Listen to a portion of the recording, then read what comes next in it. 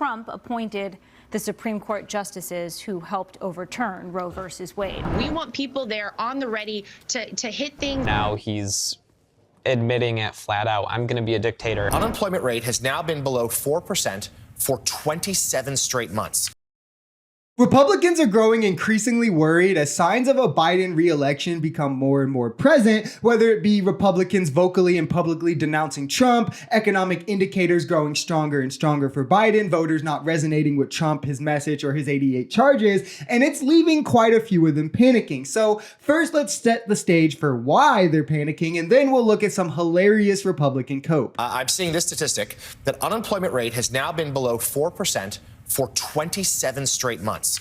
The last time that happened, Richard Nixon was in office. And this is one of the first things you hear Trumpies go to. Oh, he had the best economy of all time, which wasn't even true at the time, but it's becoming increasingly less valid as even Biden's economy is overtaking his in all of the regards that Trump likes to boast about. But if we look, Trump assumed office with unemployment at 4.7%, only saw it drop a total of 1.2% during his presidency, and only 0.5% after he signed his only legislation, the tax cuts, while Biden assumed office with unemployment above 7% and not only had the lowest unemployment on record and for longer than Trump had his low unemployment, but he's had it lower for Trump longer than anyone since Richard Nixon, over almost 50 years. And if you look at GDP growth, Trump underperformed or just barely met expectations of growth throughout almost all of his presidency, while Biden quickly rebounded us. And since that moment, we've been over the expectation a majority of his presidency. Look at the futures, first of all. We're up 477 points on the Dow, 56 points for the S&P, and the Nasdaq roaring ahead by 270 points. That's 1.5% for the Nasdaq. Big gain right there. Now, as a lefty, I'm not a huge fan of major Wall Street gains, but if we're looking at this through a Republican lens, especially as a Trump supporter, Wall Street was one of Trump's biggest wins, obviously enriching billionaires and blah, blah, blah. But now Biden is showing that very little of that Wall Street success had to do with Trump. And unlike what Trump said about Democrats and the left will kill investments in Wall Street and it's going to go down and crash, none of that is happening. Quite the opposite of actually, so much so that even Fox News has to praise it. Now, if only we could get a steep tax on those Wall Street gains to go with it. Am I right? In Louisiana, lawmakers are pushing to criminalize possession of abortion pills.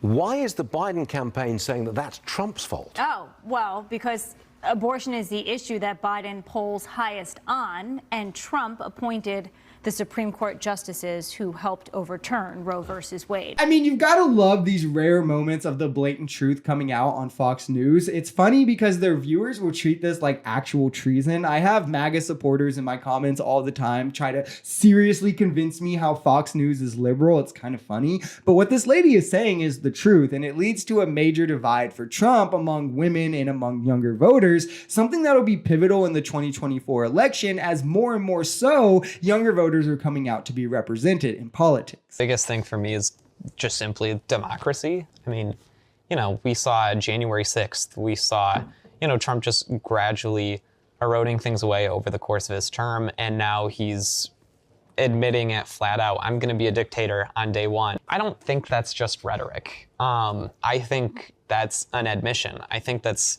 almost a boast. And it is. It's going a step further than the dog whistles Republicans are used to using, because he's getting desperate and he knows that he has to appeal to these extreme loons and bring them out to vote, because he's certainly lost all chance with the moderate or independent vote. At this point, he's relying on conspiracy theorists, people whose MAGA is their entire personality, the pro-Russia vote, racist, misogynist, and those types of people to hopefully pull it out. And I would hope that there's not enough hate in America for him to be reelected. Maria, we can't wait to litigate something weeks after it has happened. We need to strike at a moment's notice. Yeah. We want people there on the ready to hit things and hit the ground running when they happen, so that we are never seeing 2020 happen ever again. And because there's no repercussions for these people's rhetoric, they keep pushing the line a little further of how much they try to get away with and pulling the mask off and revealing their true plans. She's still not directly saying anything. She could say, oh, I just meant hit the ground running. But she said people need to strike at a moment's notice notice,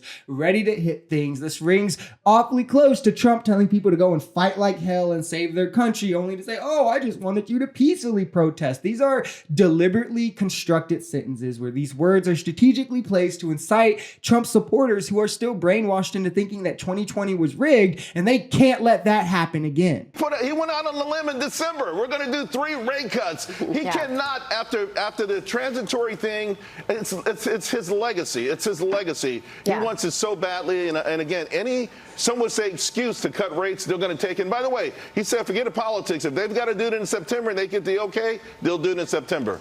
Ah, they're going to get criticized for that being political right before the election. I saved this one for last because there's so many layers to it that I just love it. First off, they complain of inflation so much. That's Fox News' main talking point for months now. And now when the Fed is ready to cut rates, which the Fed only does when inflation is cooling off or has reached a good place, oh, it's just political. They're doing this for political reasons, even though the Fed is not a political institution at all. It's not part of the government. But the more important part of this conversation pertains to the headline you saw at the bottom of them, not exactly what they were saying. They were actually using rate cuts to obfuscate from this, where the last couple weeks they said, oh, the 303,000 jobs that Biden created in March, those are just a fantasy. Wait until it gets revised and you'll all see that this is what always happens. They get lowered and they're lying to us just to make Biden look better. And I hate to say it, guys, but they were right.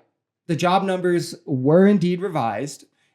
They called it, I guess. You know, what else can I say? Biden did not create 303,000 jobs in March. He actually created 315,000 jobs in March, an increase of 12,000 that were missed. You really hate to see it for the conservatives, but it makes sense why they're now just trying to jump from talking point to new talking point to new talking point because, you know, all their old ones are no longer relevant. If you enjoyed this video, we're Social Society. We're a commentary channel influenced by politics, society, and the economy. We are pretty left-leaning on this channel, but we're open to our right-wingers as well. The biggest thing here is having conversations that get everyone to the bottom of the truth. If that sounds like something that could interest you, consider smashing that subscribe button. Why haven't you already? Leaving us a like or even commenting on this video. We even have memberships available as low as $3. We have lots of fun over in the members only channel. So if you would like to support, let us know because that is the only way we become a society.